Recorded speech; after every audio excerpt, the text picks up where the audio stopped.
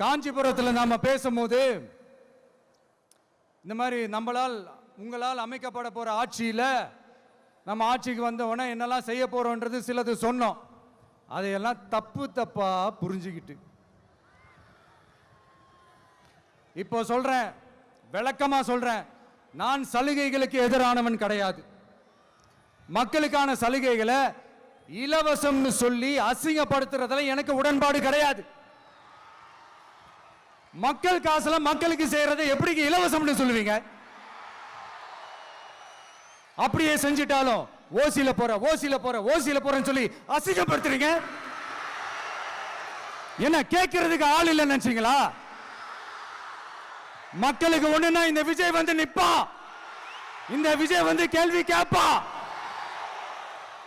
இந்த விஜய் எப்பவுமே மக்கள் பக்கம் தான், அதே மாதிரி மக்களும் என் பக்கம் தான். என் மக்கள் மானத்தோட மரியாதையோட கௌரவத்தோட வாழணும். என் மக்கள் யாருக்கும் கீழே கிடையாது. அப்படி அவங்க கௌரவத்தோட வாழணும்னா அவங்களுக்கான வாழ்க்கை தரம் உயரணும். வாழ்க்கை தரம் உயரணும்னா அவங்களோட வாழ்வாதாரம் உயரணும். வாழ்வாதாரம் உயர்ந்தாதான் பொருளாதாரம் உயரும். பொருளாதாரம் உயர்ந்தாதான் வசதி வாய்ப்புகள் உயரும். இதெல்லாம் உயர்ந்தாலே ஆட்டோமேட்டிக்கா அவங்களோட வாழ்க்கை தரம், அவங்களுக்கான மரியாதை, அவங்களுக்கான கௌரவம் எல்லாமே உயரும். இதுக்கான வழிகள், அந்த சூழல்களை அந்த கவர்மெண்ட் அமைச்சு கொடுக்கணும்.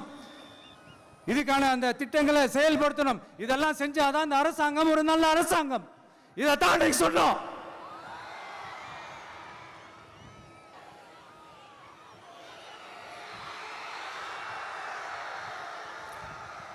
இதைத்தான் இன்னைக்கு சொன்னோம். உடனே சொன்னா மட்டும் போதுமா? எப்படி செயல்படுத்துவீங்க?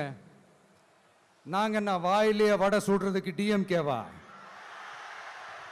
டிவி கேடா?